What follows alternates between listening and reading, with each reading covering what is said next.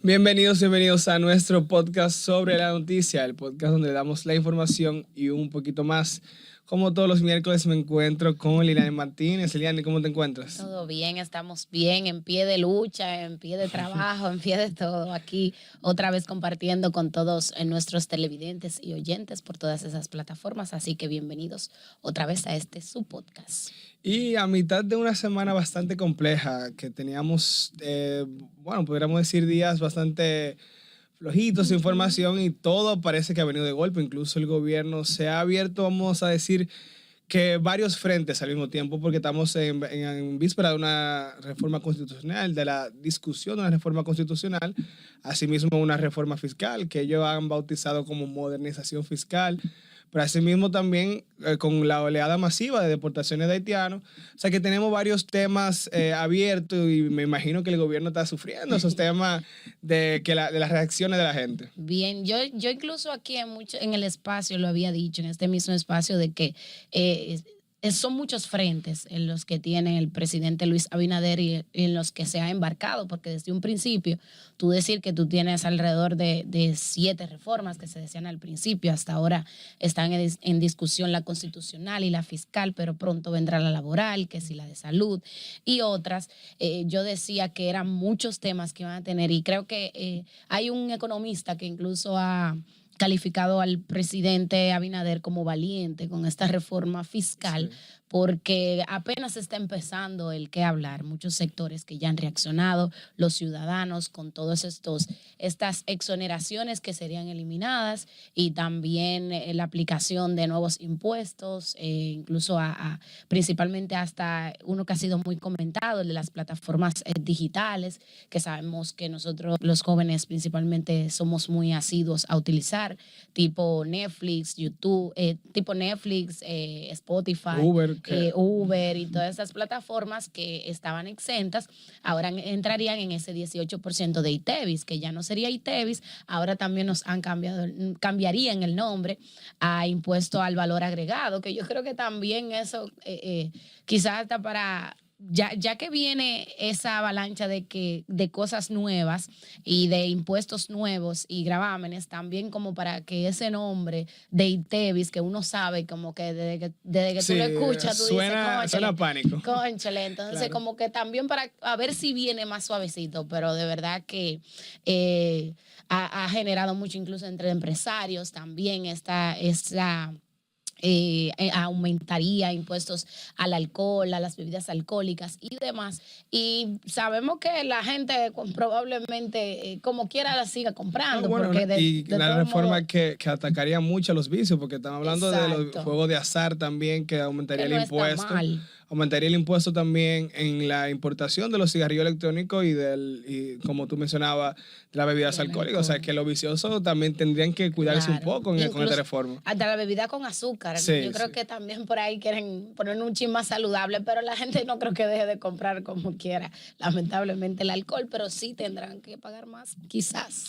Asimismo, también se le subió el arancel a las importaciones de cargamentos que sobrepasen los $200. Uh-huh. Antes no se le cobraba el arancel a estas compras de menos de $200, pero también ahora lo estarían pagando ese arancel, cosa que también causó mucho revuelo en la población, incluso no solamente que se ha vinculado con artículos personales, cosas que yo pidiera por internet, pero también hay que hablar de los emprendedores que piden por internet para revender aquí en la República Dominicana, que se verían directamente afectados con esta medida. Específicamente sí, porque o sea, el gobierno lo que está buscando incluso son esas líneas o brechas por donde hasta las personas a veces evaden ciertos impuestos, porque sabemos que utilizan mecanismos donde no están aplicados para entonces hacer ciertas transacciones. Entonces, tanto para atacar la evasión fiscal como ver esos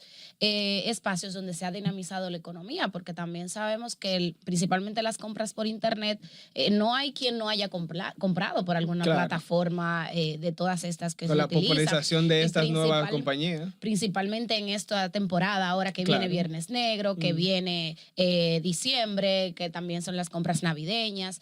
Entonces, es bien visto quizás la intención del gobierno que busca reformar o modernizar el déficit fiscal o atacarlo un poco para ya dirigirlo, como ha dicho en su propuesta, que tiene 4 ejes, dirigirlo a temas de salud, mejorar el transporte y mejorar otros aspectos de inversión pública, pero ¿a qué precio? Sí, claro. Como tú me mencionabas, Magín Díaz, el exdirector de la DGI, ya asignado por Danilo Medina, con el gobierno del PLD, dijo que le parecía que cualquier economista que vea esta reforma debería considerar que la reforma es práctica y que viable. Incluso llamó a Abinader valiente por varias situaciones.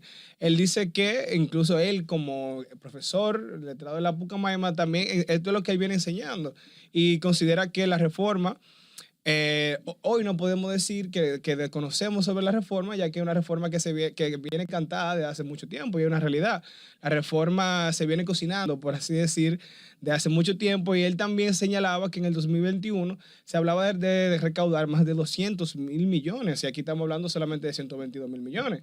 O sea, que vino más suave esta propuesta de reforma por parte del gobierno. Y es como tú dices, tiene mucho tiempo. No es de ahora que se ha discutido la necesidad de reformar el ambiente fiscal y tributario en la República Dominicana, pero quien se ha puesto ahora mismo los pantalones para decir si va la reforma es el presidente Luis Abinader, y pagaría cualquier precio que tenga que venir en lo adelante, porque sabemos que eso tiene un costo político, un costo de imagen, un costo de todos ámbitos, porque la gente en el momento en el que tú le dices que tiene que ahora mismo la situación, como dice, está difícil, que puede venir más difícil, que ya tú le estás diciendo desde ahora, no es cualquier persona que se pone en ese frente y dice, sí, aquí tenemos que hacerlo así, porque el mismo presidente ha dicho que todos tenemos que asumirlo. Él va a asumir su parte, incluso siendo el abanderado de estas reformas, incluso esta reforma fiscal, pero también ha dicho que el empresariado va a tener que asumir, los hogares también vamos a tener que asumir. El sector industrial está en fuego con Abinader. Todos vamos a tener que tomar una parte. No, Liliani, también hay que entender, ya podríamos compararlo un poco con un panorama internacional. En ningún país una reforma bien aceptada siempre va a ser criticada. Aquí todas las reformas que hemos tenido han sido abiertamente criticadas fuertemente, porque al final la población siente que es injusto, y pueden haber algunos puntos de esta reforma que se puedan catalogar como injustos. Ahora, la verdad es que hay que hacer una recaudación, y esa recaudación tiene que salir de algún fondo. Podríamos hoy criticar que en el Congreso se gasta mucho dinero, que los funcionarios, pero que eso no es lo que hoy se está ponderando.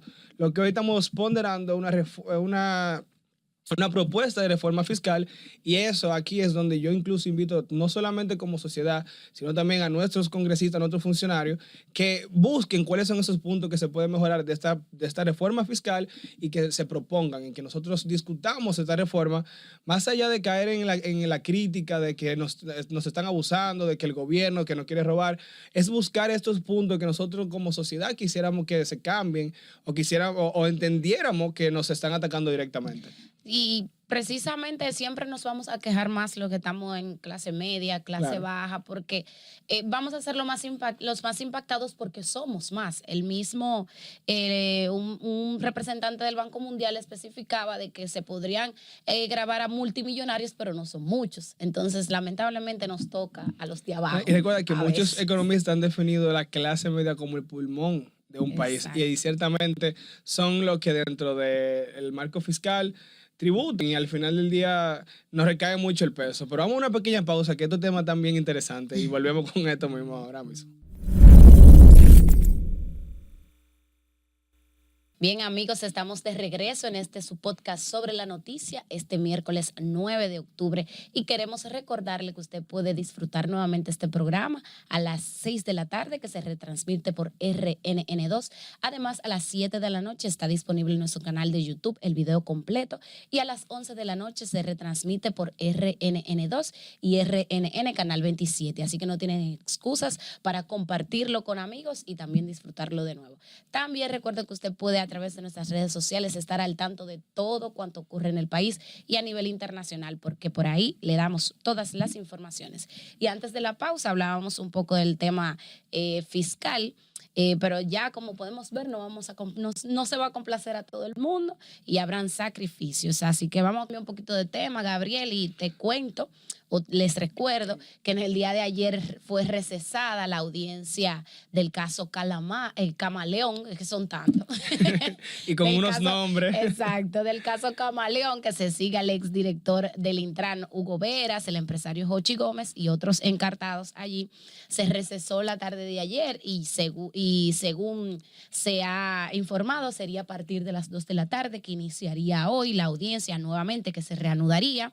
Sabemos que los procesos judiciales son un poco tediosos, que ponen una hora y a veces es más adelante, pero lo cierto es que hoy se podría saber si a estas 7 personas que el Ministerio Público imputa de ser quienes organizaron una red criminal, una red para estafar al Estado a través de contratos millonarios, se podría ver si irían ya a una prisión preventiva, como solicita el Ministerio Público, de 18 meses de prisión, y que este caso se ha declarado complejo. Lo cierto es que ya tienen una semana ya en la carcelita del Palacio de Justicia, mientras surgen cada vez más informaciones. Ya en el día de ayer, incluso algunos abogados de la parte de Hugo Veras, uno de los principales imputados, decía que ya debería de estar también dentro de estas acusaciones o presente representante de la Dirección de Compras y Contrataciones, porque sabemos que el origen del problema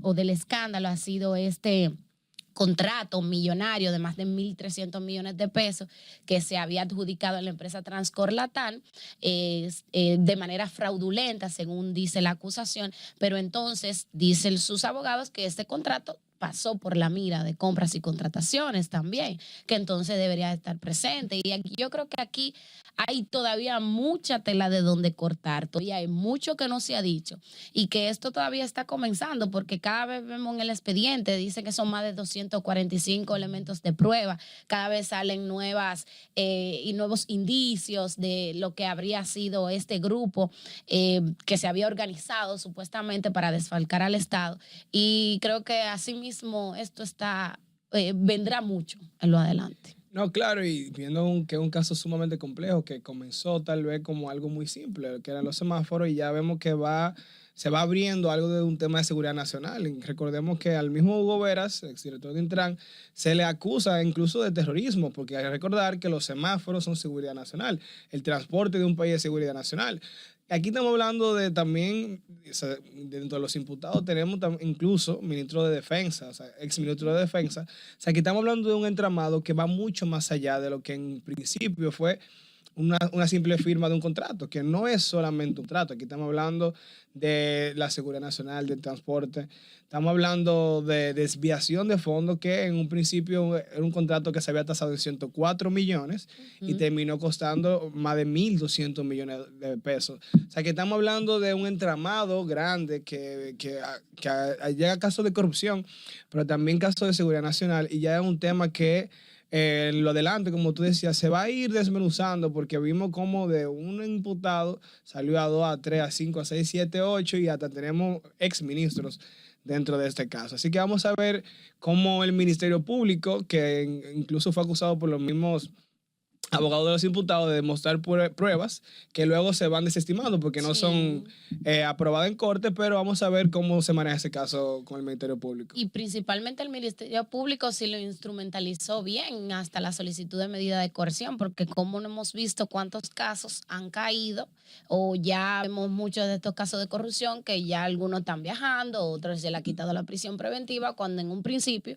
se pensaba que por lo menos iba avanzando, cuando le ponen 18 meses a veces de prisión, porque hay como se juzga muchas veces antes de cuando se le establece esos 18 meses de prisión, pero eso es para que investigue, y si no se investiga bien se va a caer el caso, y lo hemos visto ya repetidas veces. Esperamos que este caso de Camaleón, si de verdad todas esas pruebas que tiene el Ministerio Público las recabó de manera que puedan ser presentadas en el tribunal y aceptadas, entonces que si van a demostrar que era todo un entramado y no solamente para desviar cualquier tema o para ensuciar quizás el nombre de algún imputado y que después diga no, el quien dijo digo, no digo Diego, como dicen por ahí. Entonces, lo que esperamos es que ahora este caso, que ya ha sido tan sonoro y ha impactado mucho a la sociedad, también se esclarezca en lo adelante a través de esas instancias. No, y que ciertamente no suceda como tú mencionabas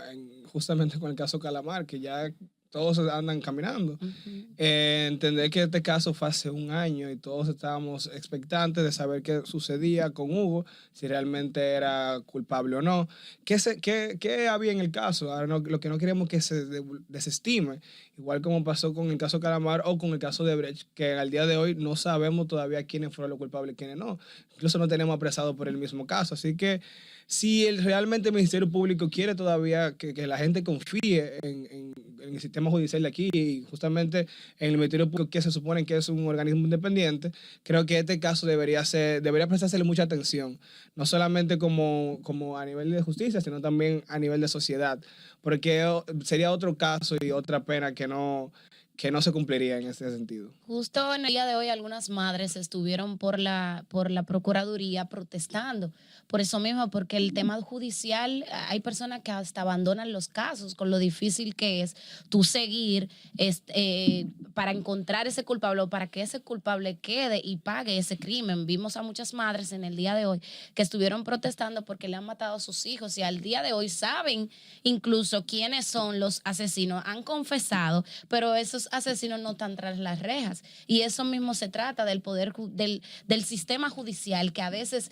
tú quieres hacer que esa persona pague, tú tienes todos los medios, vas una y otra vez a las audiencias, pagas abogados, haces todo lo que te envía, lo que te mandan, pero entonces está la otra parte que al final queda libre, que si no todavía tienen que buscar otro aspecto, que si no tiene la prueba suficiente, entonces esa persona o libre y tú te quedas lamentablemente con la muerte de esa persona, en estos casos específicos de esas madres, y también con un proceso judicial que las agota totalmente. Entonces, el sistema judicial no solamente en casos de corrupción, también en estos casos individuales, casos hasta de robo, que se te meten a tu casa a robarte y para tú poner esa querella o encontrar ese ladrón, ya tú mejor das todo por perdido. Claro, pero es que, Liliana, ¿cuánta gente hoy en día no está presa que entró a la prisión por una medida de coerción de 3 meses y tiene 1 y 2 años preso?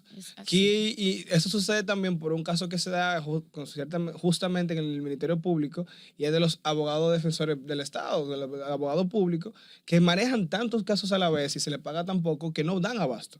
Simplemente no dan abasto, tienen hasta 7 y 10 casos en activo simultáneamente que no dan abasto y no pueden hacerlo de la mejor manera. Y por eso incluso hay clientes que se le pierden, que lo meten a una cárcel y lo trasladan a otro sin darle el previo aviso y entonces se le pierden los clientes. Así como se asignan estos casos de robo, de asesinato, casos que no pueden manejar, se le va de la mano al final del día. Pareciera como que el Ministerio Público no diera abasto para todos los casos que suceden en República Dominicana en el día a día. Y el ejemplo más fehaciente hay que mencionarlo, este caso de Paula Santana, que claro, todo el mundo vio esa deficiencia o fue deficiencia en las pruebas o deficiencia del Ministerio Público que puso a 2 individuos para calmar a la sociedad. O sea, es uno de los más recientes y ahí vemos lo difícil que es el proceso judicial y también cómo tú tienes una esperanza quizás de que encontraste a esa persona, es o no es, pero entonces en el proceso se cae totalmente. O sea, y justamente con ese caso se habla de que la empresa envuelta en el asesinato, el lamentable asesinato de Paula Santana, que logró un acuerdo con la familia y que ahí se podría desestimar un poco el caso. Así que una pena. Ponerle precio a ponerle precio a la muerte. Aunque a veces este tipo de injusticias te llevan a querer llevar la justicia por tu propia cuenta. Cuando tú intentas por todos los medios que esa persona que tú querías que hoy está muerta, que tenga una muerte digna, por lo menos si tú ves que el Estado no te funciona en el sistema judicial, alguna cosa tú tienes que hacer, como sucede en muchos casos hasta de venganza que hay en la calle. Señores, lamentablemente hemos llegado al final de este programa. Muy rápido pasó, Gabriel. Cuando los temas son buenos, yo siempre lo he dicho. Muchísimas gracias por la sintonía. Será hasta la próxima.